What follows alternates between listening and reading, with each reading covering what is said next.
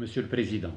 deux ONG auxquelles je ne ferai pas de publicité, reprenant les propos d'une délégation d'hier, en l'occurrence celle du Royaume du Maroc, ont accusé mon pays de fermer les yeux, en encourageant l'embrigadement, voire l'enrôlement des enfants réfugiés sahraouis dans les rangs du mouvement de libération du Front Polisario, parti aux conventions de Genève, n'ont à l'évidence aucune connaissance de la vie dans les camps de Tintouf ou feignent-elles de l'ignorer. Savent-elles, et leurs sponsors, qu'une mission des Nations Unies en charge de l'organisation du référendum se trouve sur place depuis le cessez-le-feu en 1991?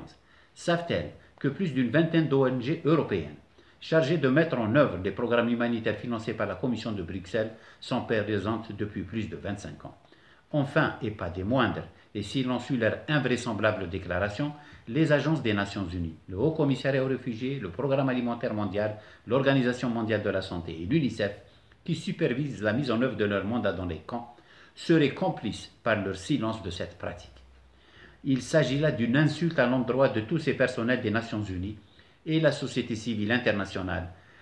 qui apportent réconfort, protection et assistance aux réfugiés sahraouis, et les orateurs auraient été plus inspirés de se préoccuper de la situation de l'enfance dans le pays qui occupe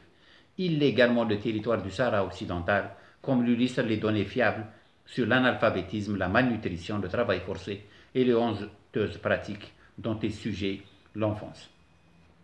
Monsieur le Président, ces orateurs sont frappés d'un chronique tropisme et d'un historique complexe lorsqu'elles parlent de mon pays à l'instigation de leurs mentors. Je les renvoie par conséquent à la documentation du Haut Commissariat aux réfugiés qui publie régulièrement des données sur la scolarité dans les camps de réfugiés. 100% des enfants âgés de 3 à 5 ans sont enregistrés dans l'éducation de la petite enfance. 100% des enfants sont inscrits à l'école primaire, à l'école et à l'école secondaire.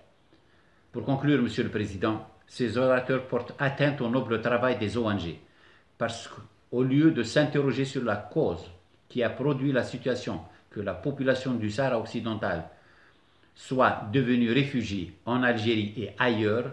elle se livre à un discours insidieux de propagande au lieu de porter les valeurs de la liberté, de la solidarité, de la promotion du droit et de la légalité internationale. Je vous remercie.